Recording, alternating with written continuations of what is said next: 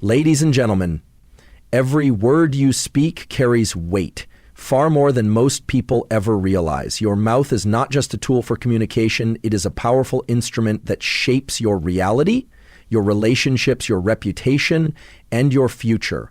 Words are not just sounds. They are energy, they are influence, they are commands to the world around you. A careless sentence can break someone's spirit. A single insult can destroy trust that took years to build.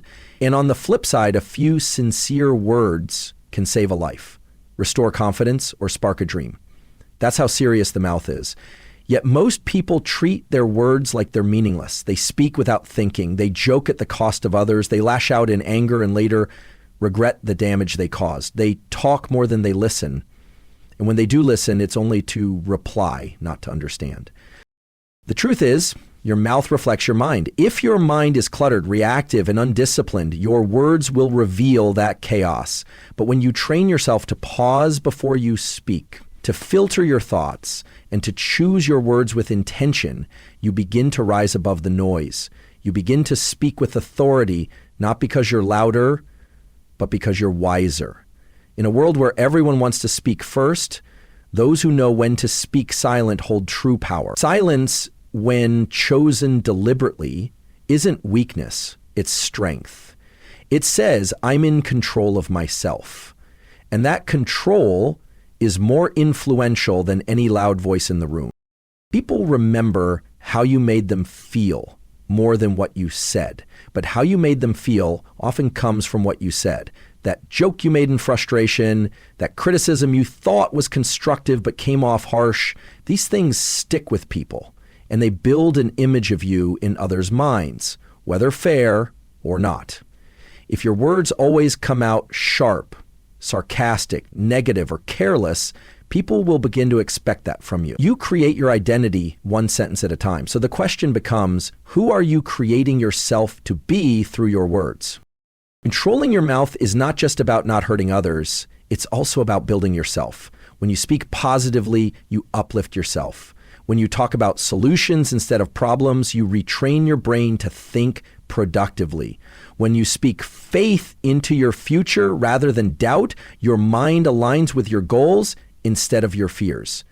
Your words don't just influence the outside world, they program your inner world. Every time you say, I can't, you're teaching your mind to give up. Every time you say, I'll try, you're planting uncertainty.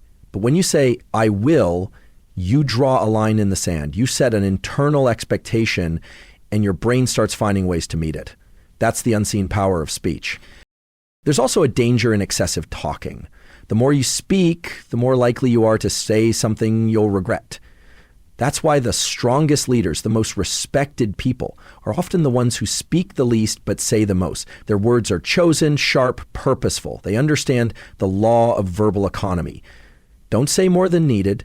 Speak with clarity, say what matters, and leave the rest unsaid. That level of restraint earns admiration, even fear, because people realize this person doesn't waste words. And if they don't waste words, they probably don't waste time, energy, or opportunity either. Think about the times you lost control. Maybe you said something in anger, or maybe you snapped under pressure. Maybe you gossiped or lied to cover up a mistake. In each of those moments, the mouth became a weapon against others or against yourself. And later, when the damage was done, you wished you could take it back. That regret teaches us that words are like arrows. Once released, they cannot return. You can say sorry, but the wound is made. You can try to fix it, but the memory remains. That is why it's better to pause, breathe, and think before speaking. Let your words reflect strength, not emotion. Let them represent your highest self, not your temporary state. Mastering your mouth is mastering your image, your energy, your influence. Speak less, but say more. Avoid drama, stay away from gossip, and stop using words as tools for validation. You don't need to prove anything with your mouth. Your discipline will say everything. The people who truly rise in life are those who understand the gravity of their words and use their speech to build, not break. Your mouth is either your greatest tool or your biggest trap. Choose wisely every single time. Your mood is a powerful force. It shapes how you interpret events, how you respond to people, and how you move through your day. The challenge is that moods are constantly shifting. One moment you feel confident, the next you're filled with doubt. One small comment can trigger irritation. One piece of news can ruin your entire day. But those who want to rise, lead, and grow must understand something crucial. Your mood is not your identity, and it should never control your behavior. You are not angry, you are experiencing anger. You are not anxious, you are feeling anxiety. The difference is subtle, but life-changing. When you learn to separate your emotions from your actions, you unlock a level of power that most people never reach. Too many people let their mood decide how they treat others, how they show up, and what kind of day they're going to have. They wake up tired and decide they're going to be in a bad mood. They face a small inconvenience and let it ruin their focus. They take their stress out on others without realizing how much damage they're doing, not just to relationships, but to their own potential.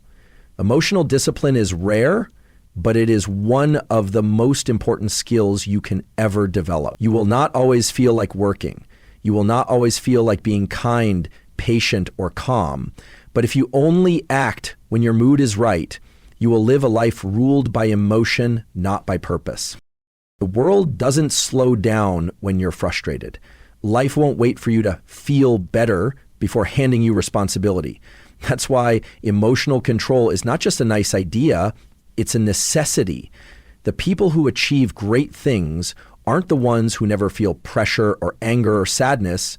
They're the ones who know how to keep moving despite those feelings. They breathe through the tension. They don't lash out. They don't let a bad 5 minutes turn into a bad day. They carry themselves with awareness because they understand that emotional maturity is power. When others panic, they stay focused. When others get defensive, they stay calm. This emotional consistency becomes their advantage. But how do you get there? It starts with awareness. You must learn to recognize your emotional state in real time. Ask yourself, what am I feeling? Why am I feeling it? Is this emotion helping or harming me?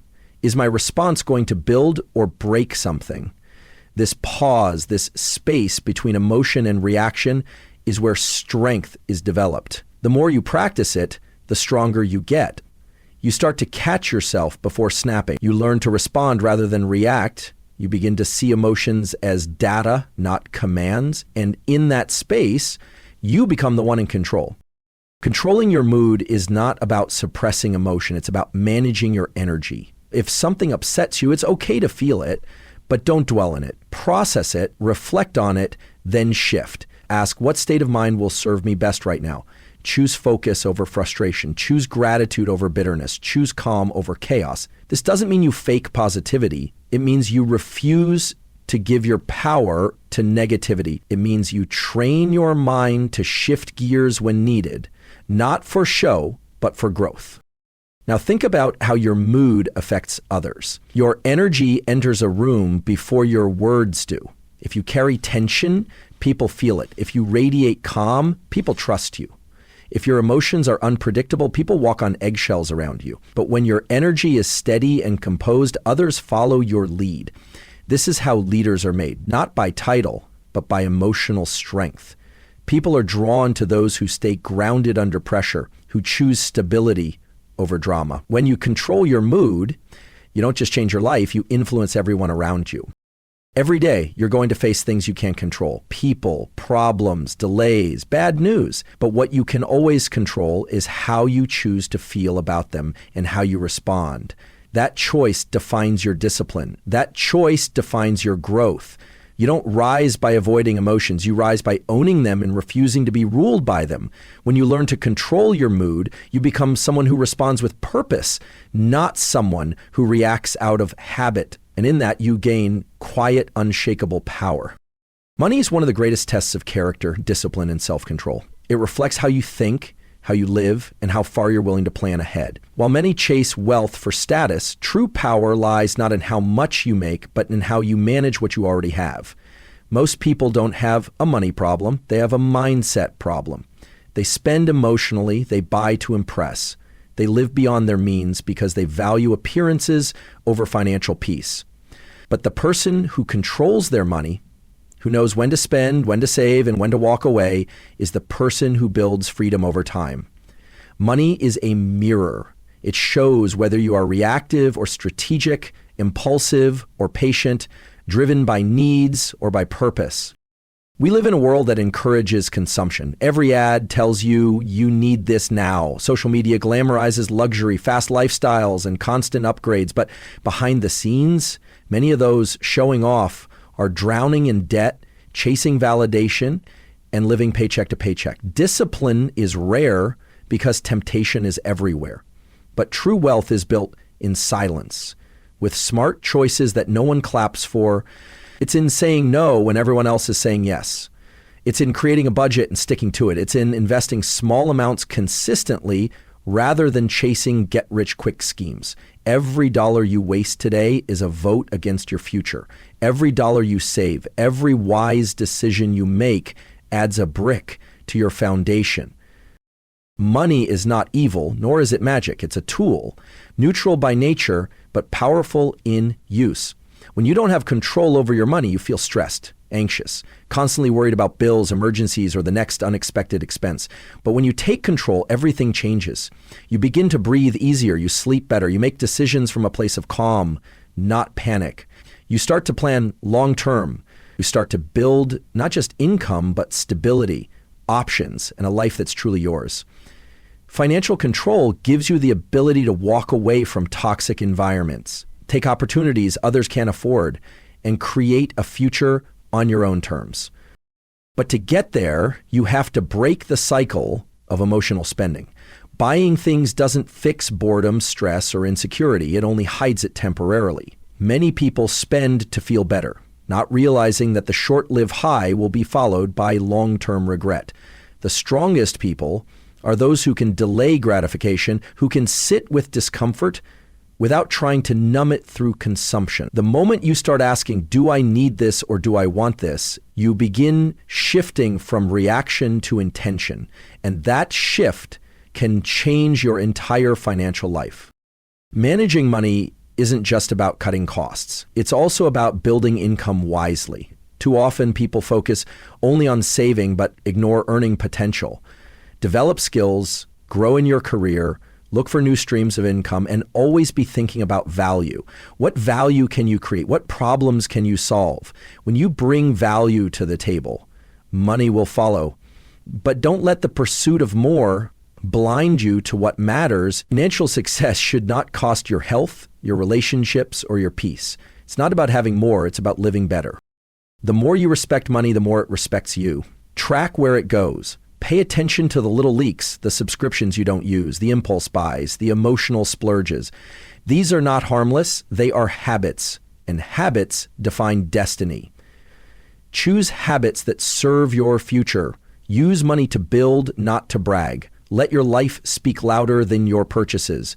Build assets, not just image. When you know where every dollar goes, you gain confidence. You stop fearing the future because you've prepared for it.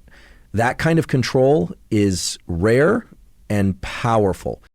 Ultimately, the way you handle money is a reflection of how you handle life. Are you reactive or intentional? Are you short-sighted or long-term focused? Are you driven by pressure or by principles?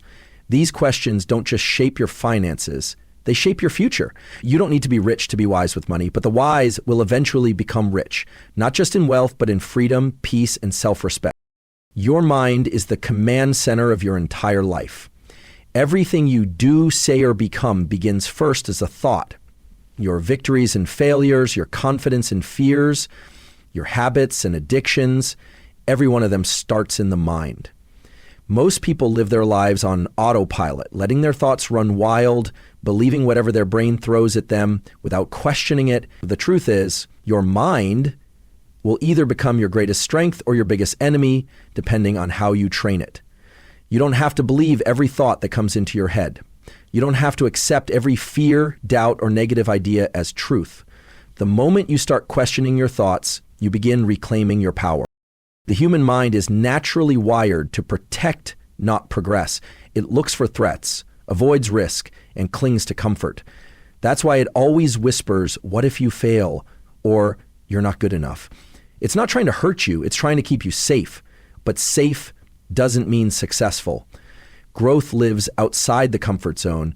If you keep listening to fear, you'll stay exactly where you are, stuck, stagnant, and silently frustrated. You have to override those thoughts with intention. You have to reprogram your mind daily. That means feeding it empowering content, practicing gratitude, visualizing success, and surrounding yourself with people who elevate your thinking. Training your mind is no different from training your body. It takes effort, repetition, and patience. You can't go to the gym once and expect to be fit. Likewise, you can't read one motivational quote and expect mental strength. You have to show up for your mind every single day. Start your morning with clarity, not chaos. Replace negative self-talk with firm declarations. I am capable. I am focused. I am enough. These aren't just words. They are seeds. And what you plant in your mind will grow. You can't grow abundance from a mindset of lack. You can't build success on a foundation of doubt. You have to shift from I hope to I will. The thoughts you allow determine the emotions you feel, and the emotions you feel shape your behavior. If you let your mind constantly feed you stress, fear, comparison, and insecurity, your actions will reflect it. You'll shrink from opportunities. You'll procrastinate. You'll sabotage your own progress.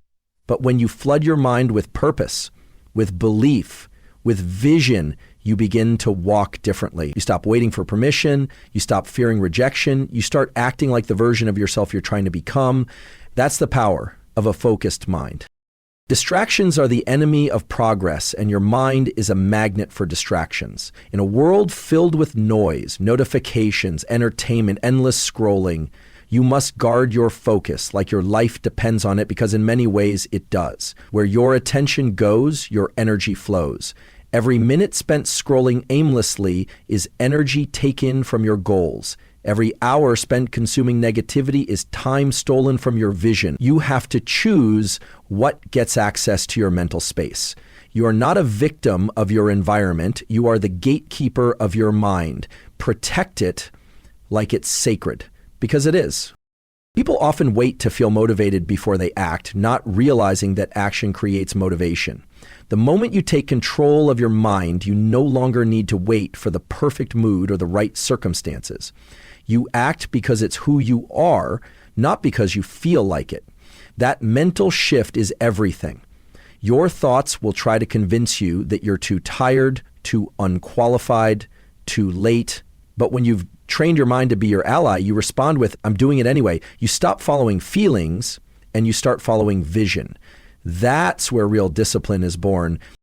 Self-mastery begins with mental mastery. No one can stop you if you don't stop yourself. The mind can imagine mountains or barriers, but it can also break them. The same brain that creates excuses can also create solutions. You just have to choose which version you feed. Every single day you have a choice. Let your thoughts control you or take control of your thoughts. When you take responsibility for your mental state, you stop blaming and start building. You stop doubting and start doing. That's not just mindset, that's freedom. And that freedom begins the moment you decide your thoughts serve you, not sabotage you. Control does not mean suppression. It means mastery. It means understanding your energy so deeply that you know how to direct it rather than be driven by it. Most people confuse control with denial. They think being strong means bottling up emotions, hiding frustration, ignoring pain. But real control is not about pretending. It's about knowing exactly what you're feeling, why you're feeling it, and choosing to respond with purpose rather than impulse. It's the difference between letting your emotions drive your actions and letting your values drive your emotions. It's not about being numb, it's about being intentional. Every person has emotional triggers. We all have moments when anger flares, sadness creeps in, or anxiety rushes through our chest. The difference between those who spiral and those who rise is how they respond to those moments. The uncontrolled person reacts immediately, yells when angry, shuts down when overwhelmed, blames others when things go wrong. The one who has gained mastery over themselves pauses. They breathe, they step back, not because they are weak, but because they are wise enough to know that every reaction has a cost. They know how to ride the wave of emotion without drowning in it. That is strength. When you control yourself, you're not rejecting your humanity. You are embracing your highest self. You're not avoiding confrontation. You're choosing clarity over chaos. You're not denying your pain. You're refusing to be ruled by it. It takes strength to sit with discomfort, to allow yourself to feel what you feel, but not act from a place of pain. Real control is internal. It shows up in the way you walk away from disrespect without losing your dignity. It appears in the way you stay silent when someone expects you to explode. It shines in the way you keep showing up, focused and consistent, even when your emotions try to pull you off track. Control over your life begins with control over your impulses. The desire to react, to prove a point, to speak without thinking, those are the habits that sabotage progress. Mastery means stepping into stillness when the world around you is rushing. It means delaying gratification because you value growth over momentary satisfaction. It means doing what needs to be done even when you don't feel like it because you understand the bigger picture. Discipline isn't punishment, it's power. It's freedom from the chaos that comes from living on emotion alone. The people who build strong relationships, successful careers, peaceful homes, and solid reputations are not the ones who never feel anger, fear, or insecurity. They're the ones who have learned to hold those emotions with wisdom. They don't run from them or act on them immediately. They process them, understand them, and then choose how to move forward. They don't let one bad day turn into a bad week. They don't allow one disagreement to destroy a connection. They know that real control isn't about what happens to them, it's about how they handle it. In your daily life, control shows up in the little decisions, choosing to pause before replying to a rude message, deciding not to scroll for hours because you're bored, walking away from gossip, eating what nourishes you instead of what numbs you, speaking truth not to hurt but to help, keeping a promise you made to yourself, even when no one is watching. These are the moments where self-mastery is built, not in the spotlight, but in the shadows. Quiet, personal, powerful. You don't need to suppress who you are. You need to lead who you are. That means being the voice in your head that says, we're not going to lose control just because we're tired, or we're not going to let this setback define us. You guide your inner world like a captain guides a ship through a storm, not by denying the waves, but by steering with strength. Control is not the absence of emotion, it's the art of directing emotion. It's the wisdom to know when to speak and when to stay silent, when to act and when to wait, when to fight and when to walk away.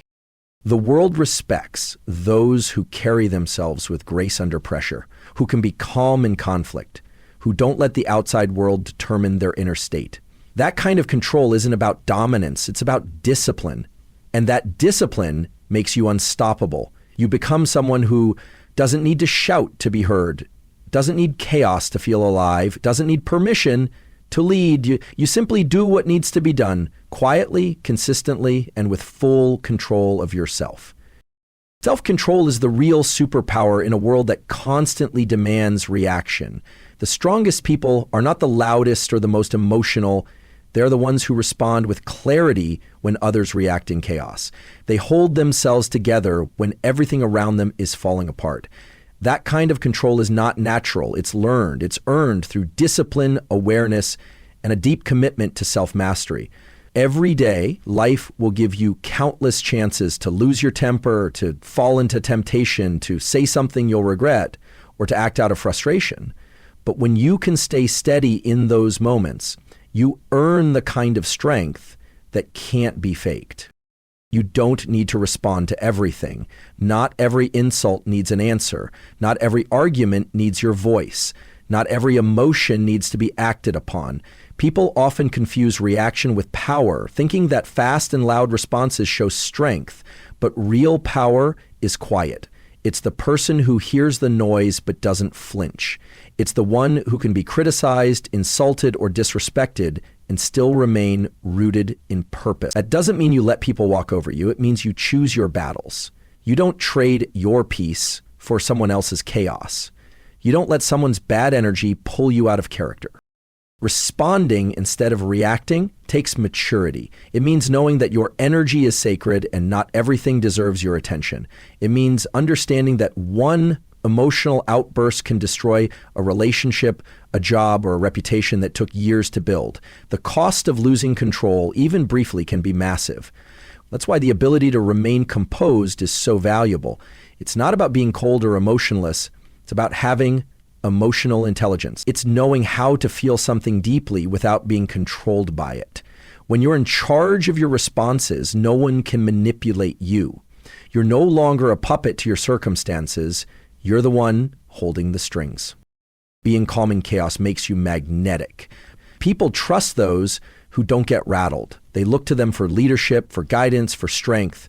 When you can keep your cool while others are panicking, you become a source of stability, and in today's world, stability is rare. We live in a time where outrage is normal, where everyone's quick to argue, quick to judge, quick to give up. But when you choose stillness instead of reaction, you stand out, you rise. You inspire others by your example, not by your noise. Developing self-control requires awareness. You have to know your triggers, your weak spots, your emotional patterns. You have to study yourself. What situations make you react quickly? What kind of people bring out your worst? What thoughts push you into a spiral? When you identify these, you begin to prepare for them. You create a pause between the trigger and your reaction. In that pause, you gain power. Maybe it's a breath, a step back, a moment of silence, but that small space is everything. That's where your growth lives. That's where the old version of you dies and the new one is born. Being unshakable doesn't mean life doesn't hit you. It means you've trained yourself not to fall apart when it does. You've practiced choosing focus over frenzy, logic over emotion, direction over distraction. You don't let temporary feelings lead to permanent mistakes. You don't let someone else's chaos disrupt your clarity. That level of control gives you freedom. Because when you control your response, you control your outcomes. You're no longer reacting to life, you're creating it. Control is contagious. When you bring calm into a room, others start to calm down. When you stay focused in a crisis, others begin to focus too. Your energy becomes a guide, a signal of strength. And it all starts with that internal decision. I will not let anything or anyone outside of me determine who I am or how I act. That is the mindset of leaders. That is the energy of warriors. That is the discipline of builders. No drama, no excuses, just steady, deliberate control over yourself. Not for applause, not for approval, but because it's who you've decided to be. Respect is not something you demand. It's something you earn through consistency, discipline, and character. And the foundation of that character is self-mastery. When you master your words, your emotions, your financial habits, and your thoughts, people begin to see something in you that stands out. Control. Control over yourself signals maturity. It shows that you're not ruled by impulses, by pressure, or by the moment. And that kind of self-possession earns a level of respect that cannot be faked. Others may not always agree with you, but they will respect the way you carry yourself. That silent strength is louder than any shout, louder than any speech, because it reflects who you are at your core. People observe your behavior more than they listen to your words. If you speak of discipline but act recklessly, they notice. If you ask for respect but don't give it, they feel it. True respect starts from within. When you begin to respect yourself by setting standards, creating boundaries, and holding yourself accountable. You show the world how to treat you by how you treat yourself. If you speak carelessly, people won't value your words. If you let emotions control your responses, people will tiptoe around your unpredictability. But when you demonstrate consistency, calm under pressure, and measured responses, people begin to trust you. Trust leads to respect, and respect leads to influence. Every time you show control in a difficult situation, you add weight to your presence. When others complain, you stay silent and observe. When others gossip, you remain neutral. When someone tries to provoke you and you don't give in, you become someone others look up to, even if they never admit it. Why? Because everyone wants that level of self-command, but few are willing to work for it. The one who has control commands attention without trying. They don't chase validation because they already live by their own internal code. That self-respect becomes the foundation for how others treat them.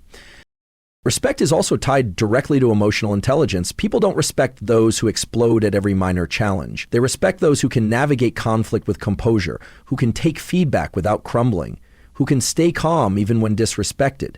Not because they're weak, but because they know their worth doesn't need to be proven in petty arguments. The strongest individuals understand that reacting with anger often gives power to others. When you stay calm, you take the power back. You become the one in control, and people respect control more than chaos. Financial discipline plays a huge role in the equation as well. People respect those who are responsible with their resources, not just because of wealth, but because of the character that financial control represents. Patience, wisdom, the ability to delay gratification. Reckless spending signals a lack of foresight, a desire for immediate pleasure at the cost of future security. But when people see that you live with intention, make wise choices, and don't fall into traps of consumerism, they begin to admire your strength. That strength reflects in the way you walk, talk, and lead. Even your silence can earn respect. The ability to walk away from drama, to keep your mouth closed when speaking would only make things worse, to hold back information when it's not your place to share. All of these are signs of inner strength. They show that you're not seeking attention, not chasing validation, not proving a point. You're grounded. And that groundedness is rare, it's powerful, and people, consciously or not, are drawn to it. They begin to see you not just as someone with opinions, but someone with depth, someone with control. Ultimately, people are watching how you live. They pay attention to your patterns. They remember how you handle pressure, how you treat those beneath you, how you react when things don't go your way. And slowly a picture forms in their mind, not from your words, but from your discipline. Respect doesn't come from talking about your values. It comes from living them when no one is watching. It comes from being consistent when it's inconvenient. And it starts with mastering the parts of yourself that others often ignore. Your words, your mood, your money, and your mind. When you have authority over these areas, you don't need to ask for respect. It follows you. Everything you want in life, peace, power, purpose, and progress begins with what's happening inside you. The outer world reflects your inner world. If your thoughts are scattered, your emotions unchecked, your words careless, and your money unmanaged, your life will mirror that chaos. But the moment you begin to take control of your internal environment, everything around you starts to shift. Self-control isn't about being perfect. It's about being responsible. It's understanding that you can't control everything around you, but you can absolutely control how you respond. That response, your choice in every situation, is what shapes your reality. Most people spend their lives blaming external forces for their problems. They point fingers at people, circumstances, and timing. But the truth is, real transformation happens when you stop blaming and start taking full ownership. Ownership of your mouth, your mood, your money, and your mind. Because the moment you claim responsibility for your life, you gain the power to change it. Power comes when you realize that your words can create peace or spark conflict, that your emotional reactions can build trust or destroy respect, that your spending habits can lead to freedom or debt, that your thoughts can either push you forward or pull you backward. You're not a victim of the world. You're a reflection of your choices. When you change the way you think, you change the way you live. And when you take control of your thoughts, your emotions, and your actions, you stop living by default and start living by design. Control is the root of confidence, not arrogance, not ego, but real confidence. The kind that doesn't need to shout. The kind that walks into a room without demanding attention because it already knows its worth. That confidence is built through internal discipline when no one is watching, when no one is clapping, when it's just you and your standards. It starts with your words. Speak with purpose, speak with respect, speak to uplift, not tear down, because your words create energy. And that energy doesn't just impact others, it shapes how you see yourself. Every careless word is a crack in your self-image. Every intentional word is a brick in your foundation. When you control your mouth, you protect your peace, You protect your power. You create space for clarity instead of confusion, for progress instead of conflict. Then comes your mood. Emotions are real, but they are not always reliable. Feeling angry doesn't mean you need to act on it. Feeling discouraged doesn't mean you're defeated. You can feel something deeply and still choose to respond with strength. The ability to regulate your emotions is what separates leaders from followers, the stable from the scattered. Control your mood, and you control your momentum, because emotions, if unchecked, will distract you from your purpose. Financial control is another pillar. Money is not the enemy, but poor money management will enslave you. If you can't control how you earn, save, and spend, you'll always be chasing security. Financial discipline isn't about deprivation. It's about direction. It's not about saying no to everything you love. It's about saying yes to a bigger future. Every decision you make with your money is either building your dreams or burying them. And the choice is always yours.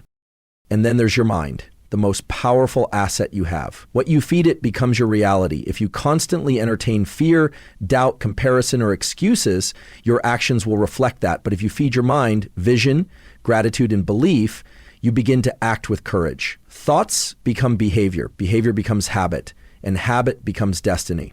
That's why mental discipline is non-negotiable. Your mind will either free you or imprison you, depending on how you train it. When you bring all of these elements together, your words, your mood, your finances, and your thoughts, you become someone that no storm can shake. You build a foundation so solid that no insult can knock you down, no failure can paralyze you, and no delay can break your focus. You become the person who doesn't need to wait for motivation, for approval, or for the perfect moment. You act because you've built the habit of action. You lead because you've mastered yourself. You succeed not because you got lucky, but because you were prepared. Control isn't about power over others. It's about power over self. And the person who controls themselves becomes untouchable. The storms may come, the noise may rise, but their foundation is built from the inside out, and nothing outside of them can ever take that away.